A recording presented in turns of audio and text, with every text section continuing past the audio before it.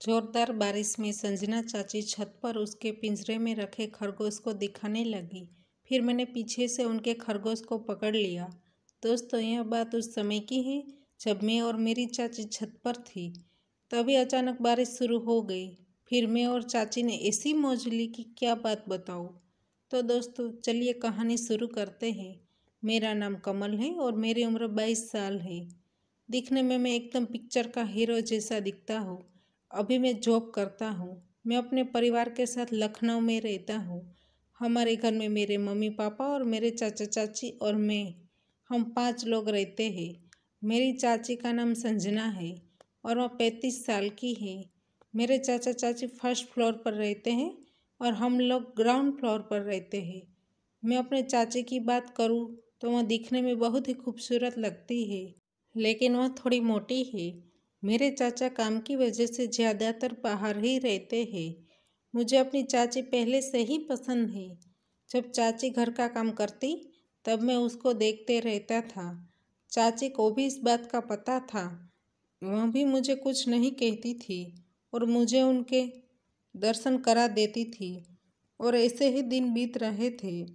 एक दिन अचानक बारिश होने लगी। बारिश में नहाने के लिए मैं छत पर चला गया। मैंने वहां जाकर देखा तो चाची छत साफ कर रही थी। उसने एक अच्छी सी साड़ी पहनी थी, लेकिन बारिश की वजह से वह भीग गई थी। उनको इस हालत में देखकर मेरे अंदर कुछ होने लगा था। मुझे लगा कि चाची को ठंड लग रही होगी और मेरा मन बारिश के पानी की वजह से काँप रहा था। फिर मैं चाची के पास गया। मैंने धीरे से उसको कहा, आप बहुत सुंदर लग रही हो। और वह भी समझ गई थी कि मैं किस चीज़ के बारे में बात कर रहा हूँ और उसकी आंखों में एक अद्भुत चमक दिखाई दे रही थी और मैं बारिश में नहाने लगा। अब हम दोनों भीग गए थे और एक दूसरे के सामने देख रहे थे। फिर उसने मेरे सामने देखकर स्माइल की। फिर वह कहने लगी कि लगता है अब तेरी उम्र हो गई है। उनकी बात से मैं समझ गया था कि उसके मन में क्या चल रहा है। फिर मैंने उसका हाथ पकड़ लिया। वह मेरे सामने स्माइल करते हुए देख रही थी।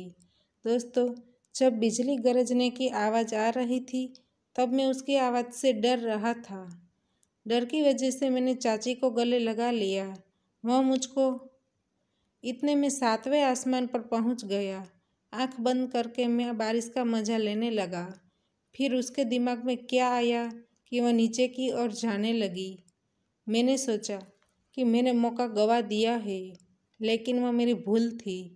जाते जाते उसने मुझे कहा कि बारिश में मत खेलो, मेरे साथ आओ क्योंकि तुमको बहुत ठंड लग रही है। मेरे कमरे के अंदर चिमनी है। मैं उनके कमरे में गया और जाते ही मैं चिमनी के ऊपर मेरे हाथ सेकने शुरू कर दिए।